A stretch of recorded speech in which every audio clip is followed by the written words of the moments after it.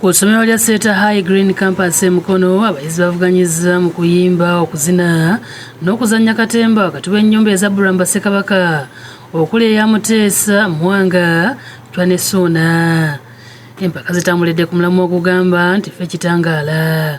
Omugenyi omukulu abadde Dr. Maurice Tamale, ssentebe w'olukiiko olufuzi olw'amasomero ga Seeta, ng'awerekeddwako omukulu waalyo Paul Alibundi.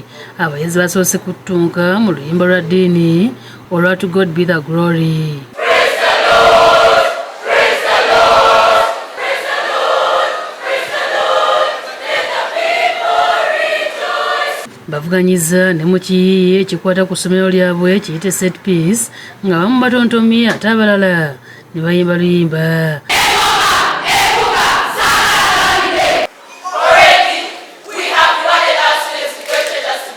Mu ngeri embavuganyizza amazina ag'amawanga ag'enjawulo okubadde Amagisu, Amaganda, Amanyolo n'Olunyege.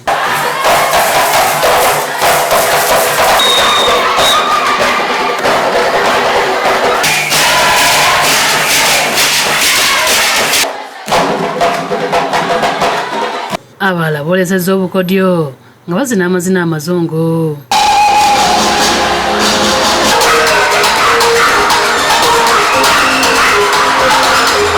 Bazannya omuzannyo ogwoleka engeri abazadde gye batiitiibyamu abaana awaka.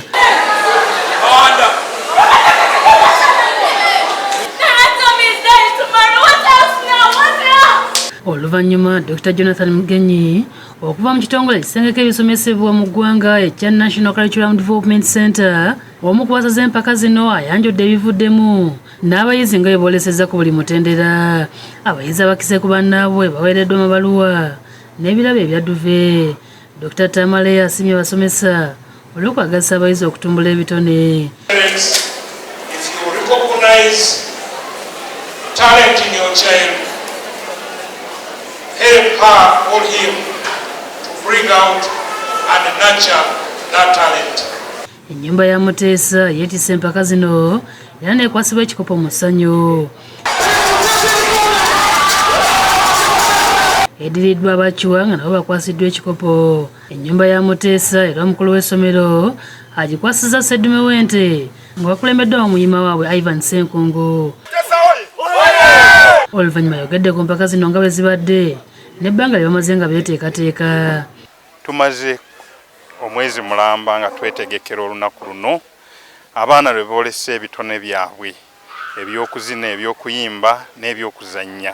Dr. Mugenyi ategeeza ng'okwolesa ebitone bwe kyayongeddwa ku masomo agasomebwa okuva ku siniya esooka okutuula ku siniya ey'okuna, nawabula ab'amasomero okulambika obulungi abayizi basobole okulya ku bitone byabwe ng'aliko n'abamu ku bayimbi abato bayogeddeko abafunyeemu. Olaba nti kati performing ati tulina obuzibu, abaana bafuuka ba celebrity nga bakyali ku masomero.